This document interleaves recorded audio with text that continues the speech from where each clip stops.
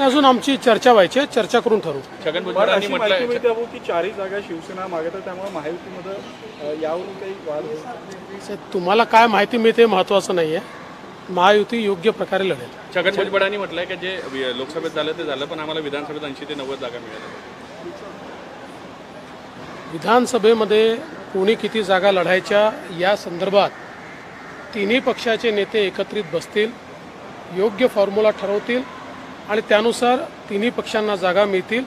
निश्चितपणे भाजप सर्वात मोठा पक्ष असल्यामुळे भाजपला सर्वात जास्त जागा मिळतील, पण आमच्यासोबतचे जे दोन पक्ष आहेत त्यांचा पूर्ण सन्मान हा यामध्ये राखला जाईल. काल संजय राऊतनी प्रकरणामध्ये रक्ताच्या नमुन्यामध्ये हेराफेरी समोर आलेलं आहे आणि 2 डॉक्टरांना सुद्धा निलंबित केलं. या ठिकाणी जी काही घटना आहे ती अतिशय गंभीर आहे आणि पोलिसांनी योग्य प्रकारे इन्व्हेस्टिगेशन केल्यामुळेच आणि जे काही CDR वगैरे काढले त्यातनं लक्षात आलं की याच्यामध्ये गडबड आहे आणि म्हणून त्याचे धागेदोरे हे मुळापर्यंत जाऊन काढल्यानंतर लक्षात आलं की हा जो काही मुलगा होता जो आरोपित आहे त्याचे जे रक्ताचे नमुने आहेत ते रिप्लेस करून दुसरे नमुने घेण्यात आले होते, परंतु त्याचे दुसरे नमुने पोलिसांजवळ असल्यामुळे लगेच त्याचा पर्दाफाश करण्यात आला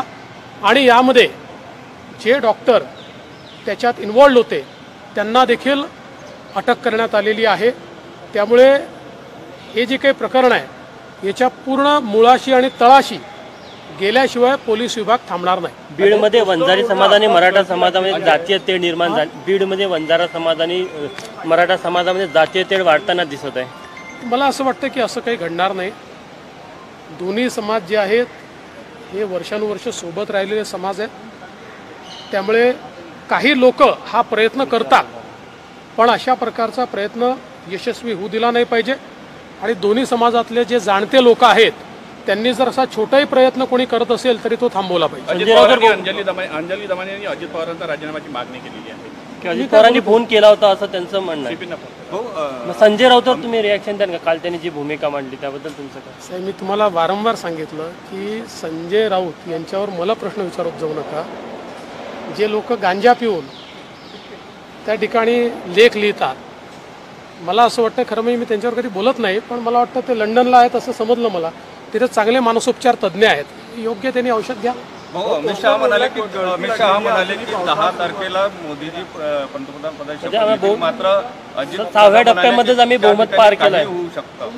अमितभाई बोले 6व्या टप्प्यातच आम्ही बहुमत पार केलंय. बहुमत पार केलेलं आहे आणि अभूतपूर्व अशा प्रकारचं यश मिळणार आहे. मोदीजी प्रधानमंत्री होणार आहेत. आता शपथविधी ते कधी घेतील हे मी नाही सांगू शकत, पण निश्चितपणे मोदीजीच देशाचे प्रधानमंत्री होणार आहेत.